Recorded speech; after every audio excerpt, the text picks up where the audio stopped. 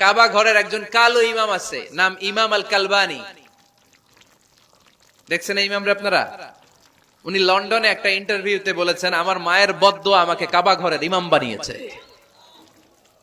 লন্ডনে একটা কনফারেন্সে উনি ইন্টারভিউ দিচ্ছিলেন। ওনাকে বলা হলো, কাবার সব ইমাম সাদা ইমাম, আপনি কালো মানুষ, কেমনি ইমাম হইলেন? উনি বললেন, আমার মায়ের বদদোয়া আজকে আমাকে কাবা ঘরের ইমাম বানিয়েছে। উনি বললেন, আমি ছোট্টবেলা অনেক বদের হাট দিছিলাম, আমার মতো দুষ্ট আমার এলাকায় কোনো ছেলে ছিল না।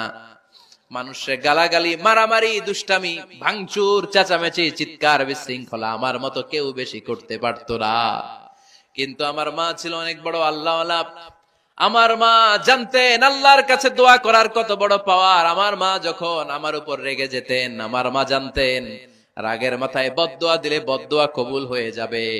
এজন্য যখনই আমি বেশি দুষ্টামি শুরু করে দিতাম, আমার মা রেগে আমারে বদদোয়া দিয়ে বলতেন, আল্লাহ তোরে হেদায়েত দেখ, আল্লাহ তোরে কাবা ঘরের ইমাম বানায় দে।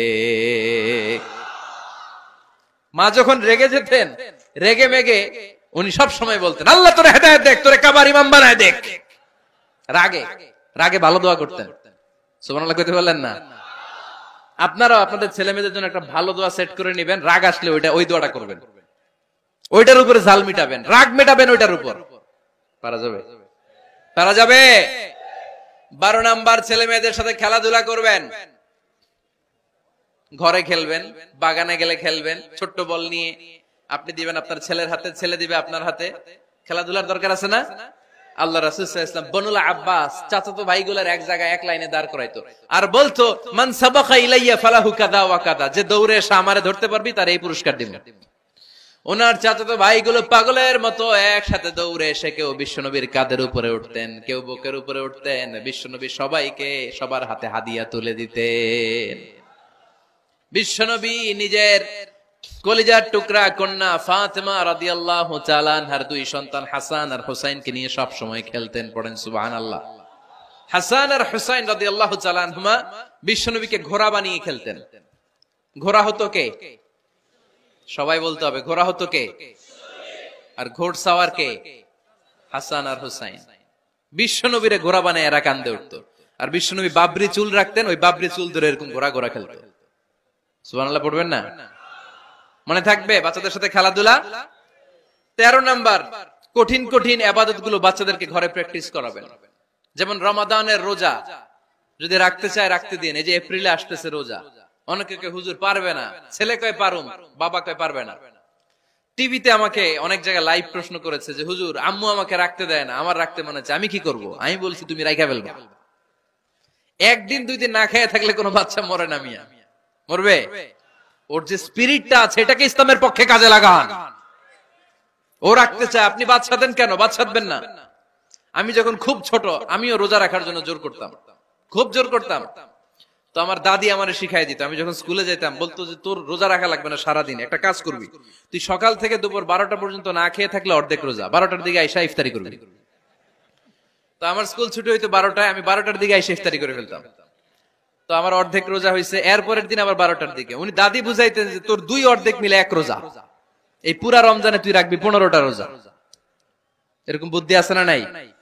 একেবারে ছোট্ট যারা যারা রাখলে আসলেই ক্ষতি হতে পারে, এদেরকে এইভাবে বুঝাবেন যে অর্ধেক অর্ধেক 2 অর্ধেক মিলে একটা হবে।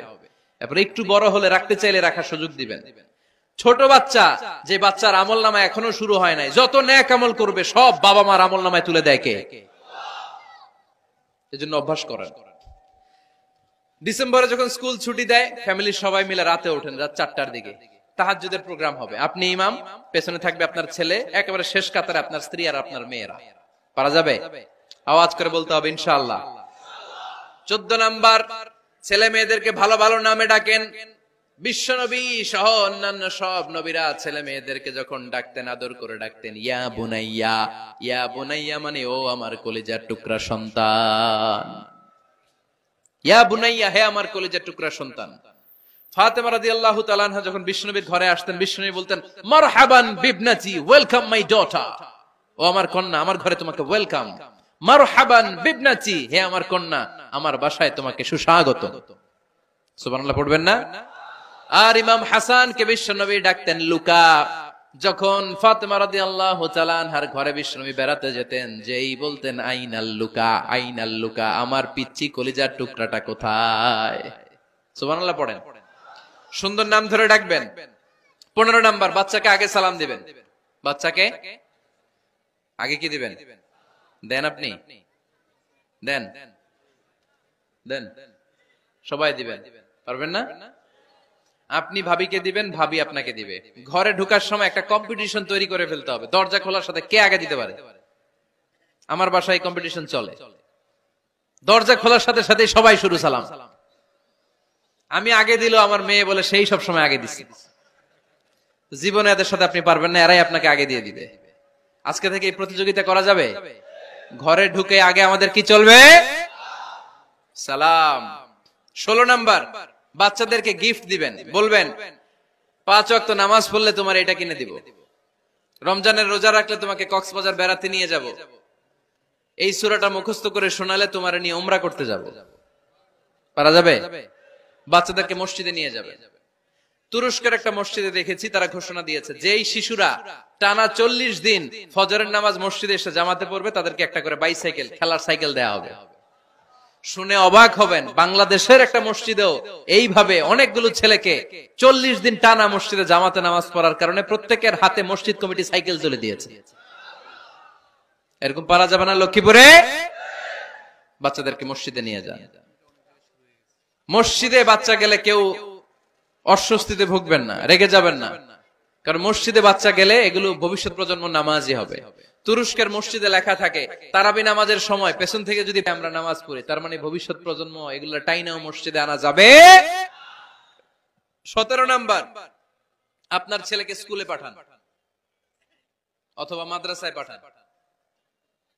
অশিক্ষা, কুশিক্ষা আর মূর্খতার সাথে ইসলামের কোন সম্পর্ক নাই। হয় স্কুলে পাঠাবেন, নয় কই পাঠাবেন মাদ্রাসায়। আওয়াজ করে বলেন, হয় স্কুলে পাঠাবেন, নয় কই পাঠাবেন।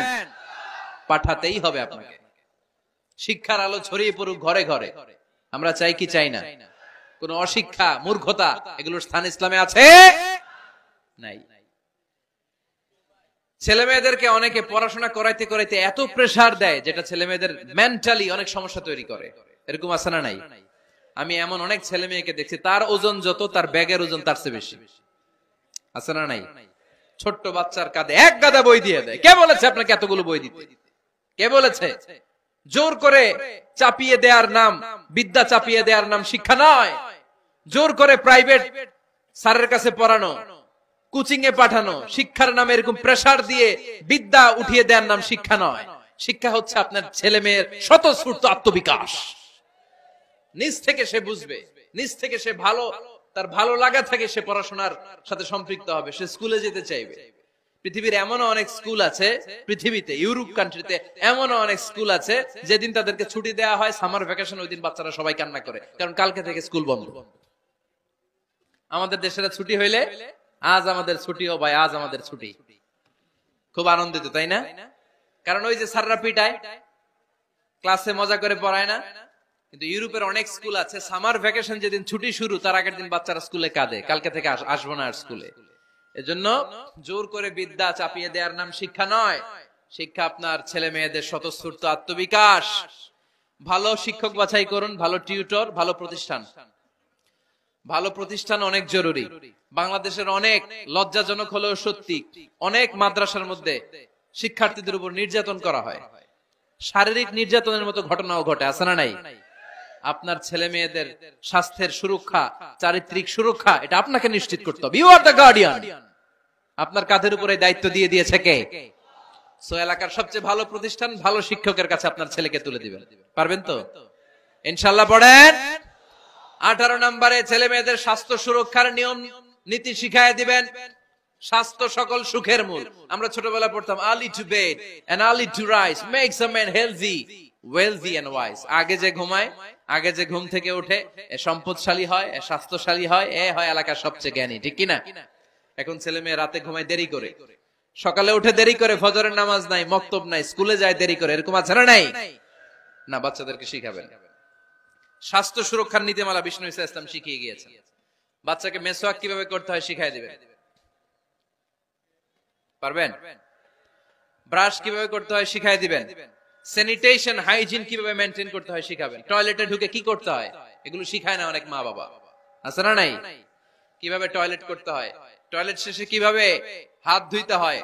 প্রথম প্রথম যে মেয়েদের পিরিয়ড শুরু হয় তাদের ক্ষেত্রে তাদের মায়ের অনেক ভূমিকা আছে, বড় বোনদের অনেক ভূমিকা আছে।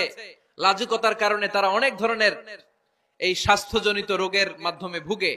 আর এই দেশে এগুলো নিয়ে অনেক কুসংস্কার আছে, অনেক নানি খালা এরা এমন এমন কথা বলে যে এই জামা পরা যাবে না, পিরিয়ড যখন কোনো মেয়ের শুরু হয় এটা খাওয়া যাবে না, ওইটা করা যাবে না, এগুলোর সাথে ইসলামের কোনো সম্পর্ক নাই।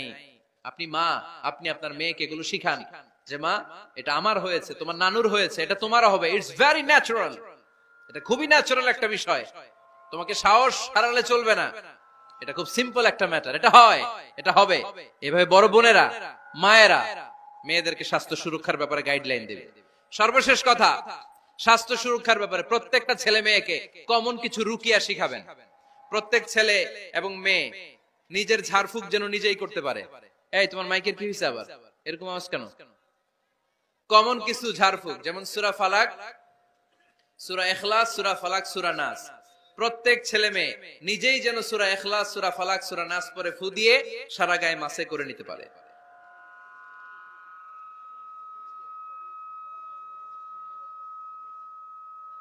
কি মাইকের কি সমস্যা? মাইক পেন আছে?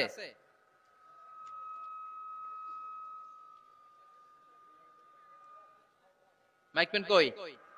আওয়াজ কেন? আয়াতুল কুরসি প্রত্যেকটা ছেলেকে শেখাবেন, সূরা ফাতিহা শেখাবেন, 3 কুল শেখাবেন। আপনার ছেলে আপনার মেয়ে নিজেই যেন নিজের ঝাড়ফুঁকটা করতে পারে। It's a protection from your Lord, এটা আল্লাহর কাছ থেকে প্রোটেকশন।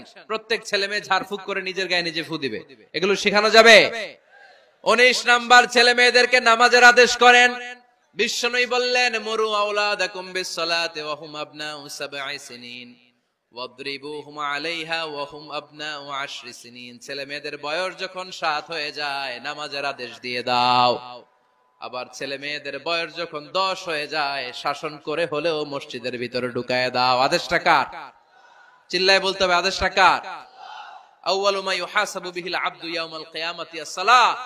কিয়ামতের দিন সর্বপ্রথম আল্লাহ যে হিসাবটা চাইবে সেটা সালাতের হিসাব।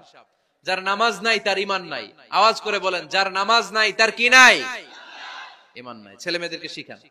অনেকে 4 ওয়াক্ত নামাজ পড়ায়, ছেলে মেয়েদেরকে ফজরের সময় ডাকেন, আছে না নাই? যদি জিজ্ঞেস করি কেন ডাকেন না, কয় আদরের ছেলে একটু ঘুমাক। আচ্ছা, ভোর 5টার দিকে যদি আপনার ঘরে আগুন লাগে কি করবেন? ভোর 4টার দিকে আপনার ঘরে দাউ দাউ করে সিলিন্ডার ব্রাস্ট হয়ে আগুন লাগছে, কি বলবেন? ছেলেটার একটু ঘুমাক, আদরের ছেলে তো, হ্যাঁ বলবেন না? তখন কি করবেন? ডাকবেন। এই দুনিয়ার আগুন থেকে বাঁচানোর জন্য যদি ছেলেকে ফজরের সময় ডাকেন, জাহান্নামের আগুন থেকে বাঁচানোর জন্য ফজরের সময় ওকে ডেকে দেওয়ার দরকার আছে না নাই? 20 নম্বরে, ছেলে মেয়েদের বয়স যখন 10 বছর হয়ে যায় বিশ্বনবী বললেন তাদের বিছানা আলাদা করে দাও। ইদা বালাগাল আওলাদু 10 সিনিন ফাররিকু বাইনাহুম ফিল মাদাজি। ছেলে এবং মেয়ে বয়স যখন 10 বছর হয়ে গেলে মেয়ে তার বাবার সাথে এক বিছানায় ঘুমাতে পারবে, ছেলে তার মায়ের সাথে এক বিছানায় শুতে পারবে। তাদের বিছানা আলাদা করে দেন। In this time they should have taken some a little bit privacy, একটু প্রাইভেসি দেন ওদেরকে, ওদের প্রাইভেট লাইফ লিড করতে দেন। কিন্তু যতই প্রাইভেট লাইফ লিড করুক, বাবা মা হিসেবে আপনার মনিটরিং থাকার দরকার আছে না নাই? আপনার ছেলে কার সাথে মেশে, আপনার ছেলে কোথায় যায়, কোন কোন চ্যানেল দেখে, অনলাইনে কি ব্রাউজ করে, তাফসির মাহফিল দেখে নাকি পর্নোগ্রাফি দেখে যৌবনটাকে নষ্ট করে, এটা দেখার দরকার আছে না নাই? সব মনিটরিং করতে হবে। 22 নাম্বার, প্রপার ট্রেন আপ করেন। ছেলে মেয়েদেরকে সাঁতার শিখান। সাঁতার শিখাইছেন নিজে, ছেলে মেয়েকে কে কে?